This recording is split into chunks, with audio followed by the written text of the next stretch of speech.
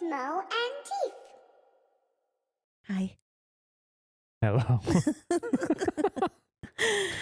Oh, do you still dread me making you sit down in that chair? I do.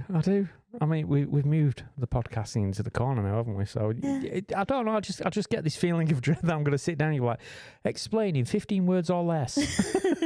Can I just say as well, before we go any further, animators, nobody puts Mo in the corner. Oh. Probably do it because you don't pay him enough. So today, though, it is nice and relaxing today because we've had a question sent in.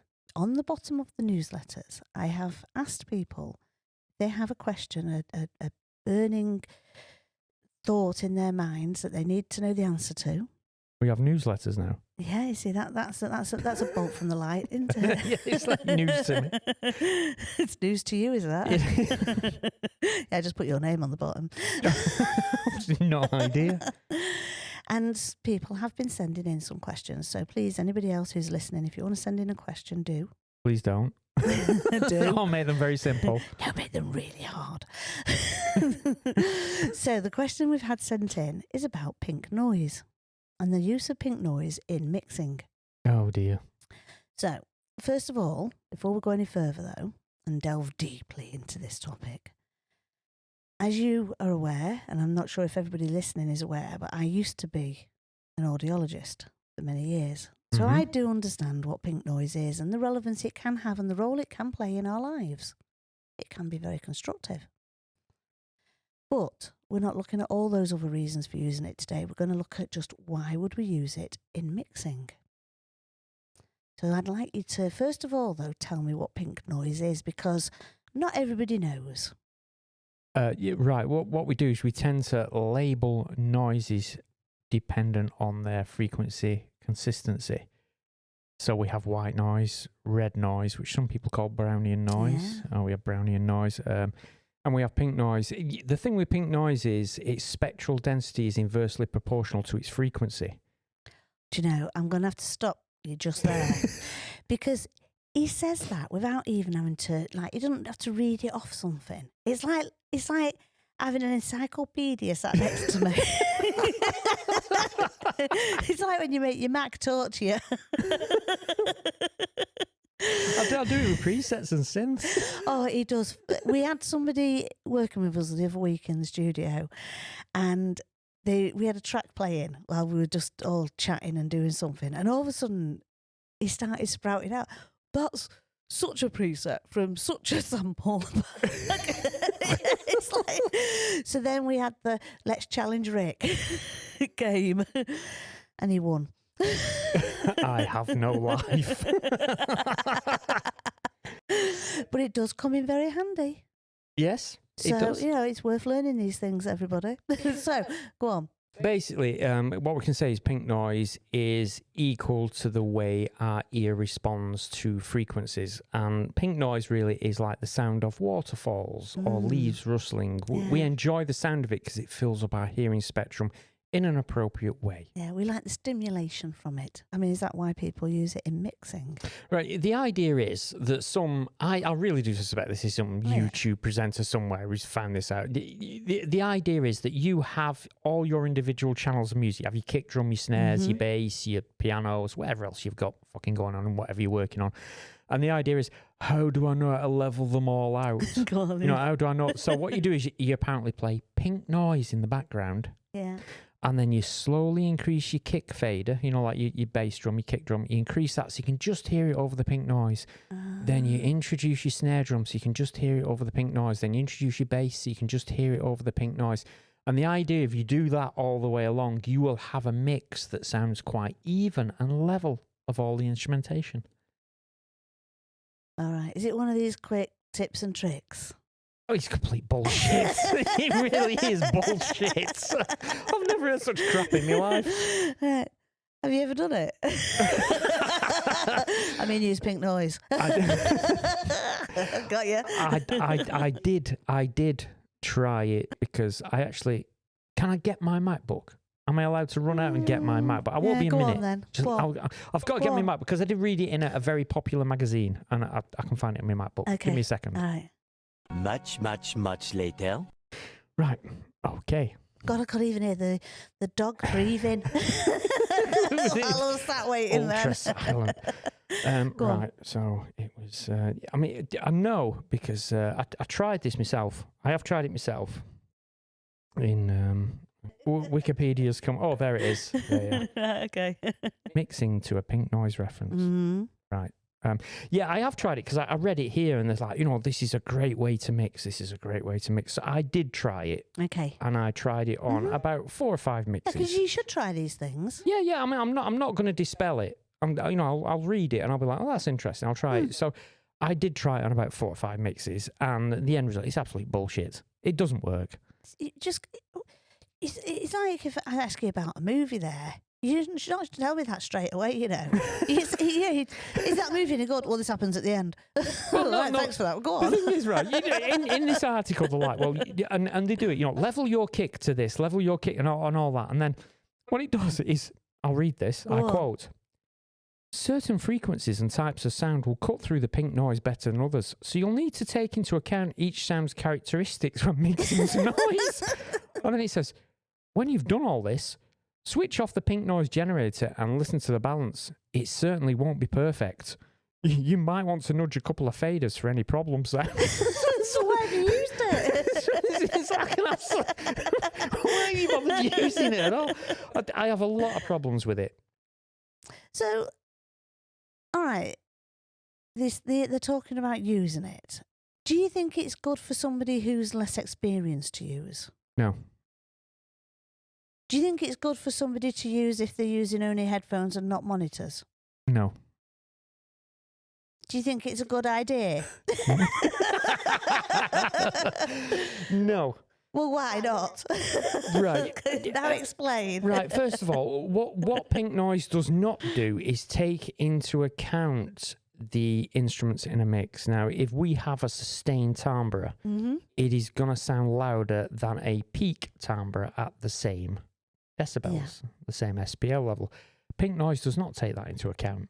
No. So the fact is, if I've got a kick, a snare and pads, and I mix it to pink noise, as soon as I turn pink noise off, the pads are going to be really loud. So it doesn't work. It doesn't take into... And this is why this article from... I'm not going to name the place, but this is why the article says it's not going to be perfect, and you need to take into account each sound's characteristics when mixing to noise. The thing is, it doesn't work. I mean, let's look at techno. Yeah. I'll tell you now, for a start, techno is not in line with pink noise. And neither is tech house. That's not in line with pink noise.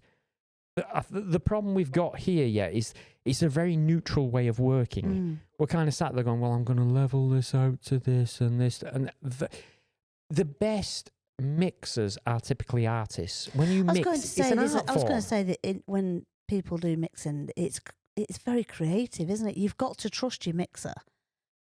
If it's not yourself, or you've got to have some creativity. You're adding something to it, aren't you? Yeah, it's a creative process. Mixing music is a creative process. It's not a technical one. And the problem is that this confuses it into this technical idea. And let's say you do use this to balance it and you turn it off and buy some amazing, 1 million to 1, it comes out and you think, wow, that sounds amazing. Right, now you put reverb on. All of a sudden, you've changed the entire spectral density of the sounds. Remember that pink noise, its spectral density is inversely proportional to its frequency. Therefore, as soon as you add reverb, you're adding spectral density to the signal, which changes its proportional volume towards the frequency content, which means that all of a sudden that's now louder, or it's more present. So now you've got to turn pink noise on again. And imagine if you have somebody come around, I'm going to mix your track for you, mate. I've just got to put my pink noise on. And there's no artistry. It ignores everything. It's another one of these dumb fucking cliff notes of, if you can't mix, do this. If you can't mix, you shouldn't be fucking mixing. Well, I hate to say it, and it goes back to something we are always banging on about, probably, which is learning to listen. It is. Everybody today, and this is my problem, everybody's looking for shortcuts. It's like, I don't know if my instruments are balanced right. Well, learn, practice, learn to listen. Stop thinking that I'm going to put pink noise and I'm going to measure out to that, because it's not going to work.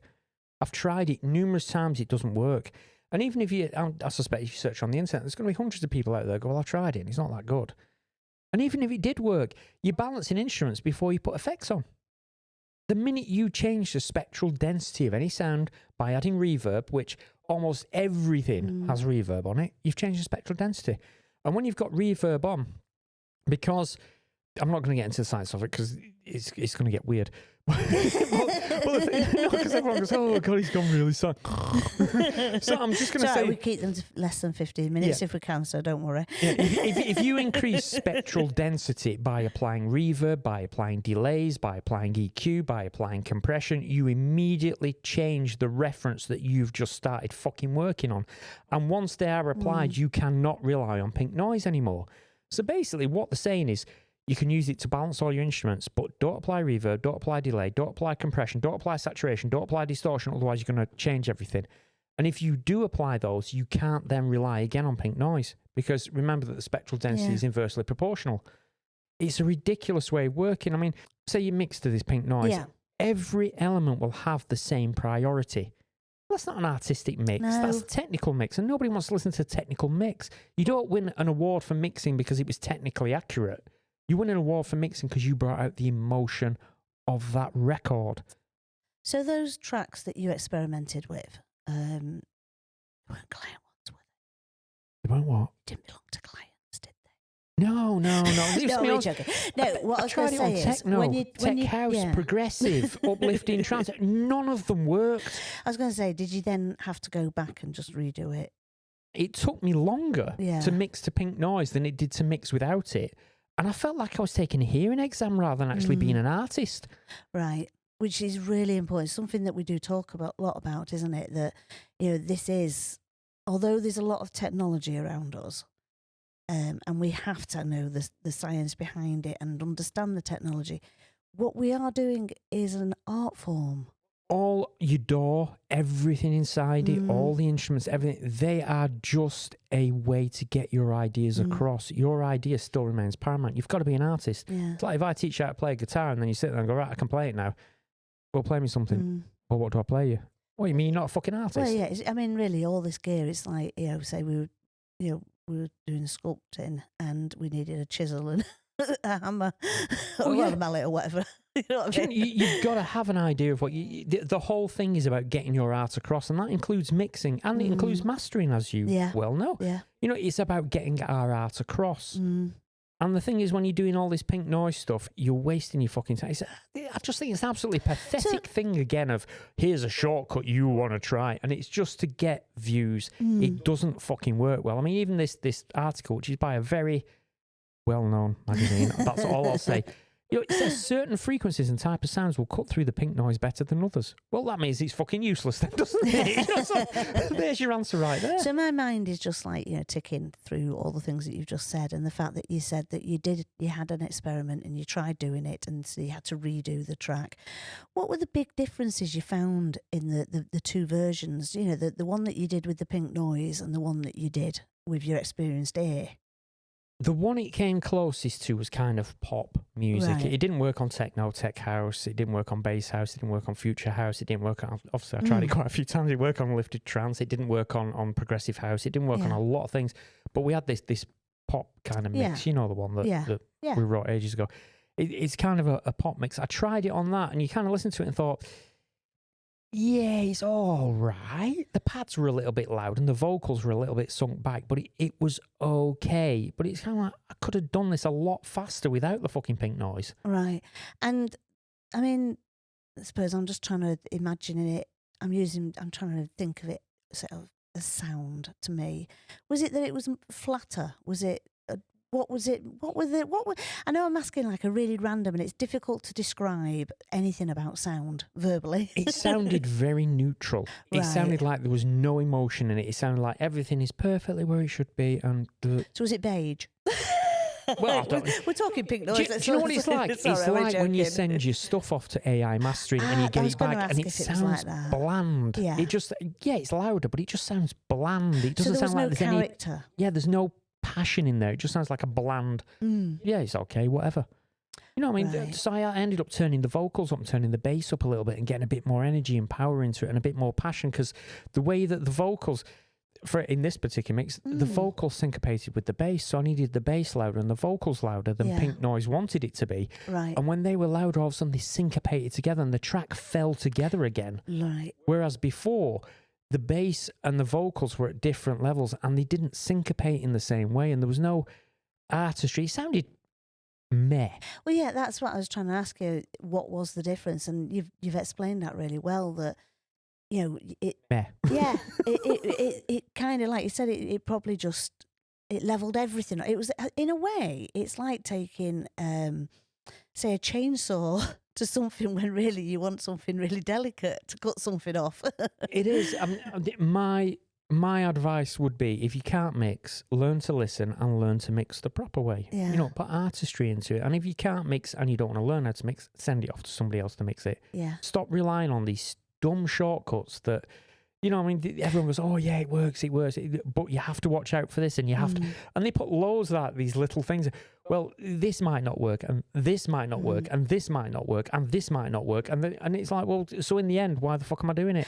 So as well, that's also a question worth asking. If you are sending your stuff off to somebody to mix, are they, ask them how they're doing it? Are they using Pink Noise? Well, it's worth asking, isn't it? I mean, it's it's something that. I don't think they give you the truth, though. Oh no, I don't mix the Pink Noise. No. Yeah. You don't know, do you? No, you don't. But no, I strongly advise against it. This is an art form. It is not a technical aspect. No. A mix is not a technical accuracy, because technical accuracy sounds like shit. Music, at the very end of everything, is about connecting with your listener on an emotional level, that they listen to it and think, I feel this. You're not going to get that if you turn into a fucking robot and start using machine ways of doing things. Oh, I'll just match it to Pink Noise. I'll use plugins to mix it for me because AI can do it better than me. AI doesn't have emotion. No. Wait, I think you've answered that quite nicely. I enjoyed listening to you tell us all those things. Maybe our one listener did as well. I hope he's answered his question. Bastard. I was hoping I could do that. Send in another juicy question. If this was your question, send another one in. Please don't. Okay, thank you very much. Oh, you're welcome. It's Mo and Tia.